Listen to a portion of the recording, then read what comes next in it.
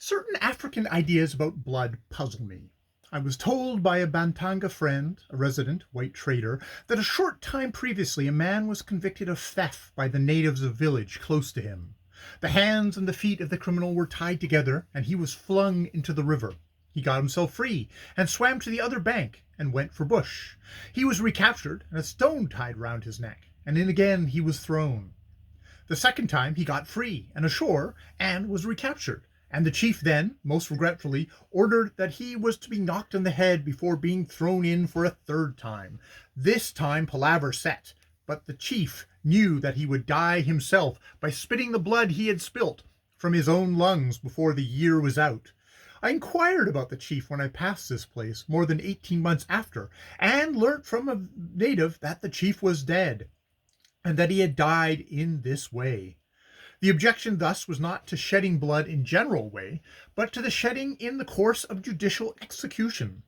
There may be some idea of this kind underlying the ingenious and awful ways the Negroes have of killing thieves, by tying them to stakes in rivers, or down on paths for the driver ants to kill and eat. But this is only conjecture. I have not had a chance yet to work this subject up, and getting reliable information about underlying ideas is very difficult in Africa. The natives will say yes to anything, any mortal thing, if they think you want them to, and the variety of their languages is another great hindrance. Were it not for the prevalence of crew English or trade English, investigation would be almost impossible. But fortunately, this quaint language is prevalent, and the natives of different tribes communicate with each other in it. And so, round a fire in the evening, if you listen to the gossip, you can pick up all sorts of strange information and gain strange and often awful lights on your absent white friend's characters and your present companion's religion.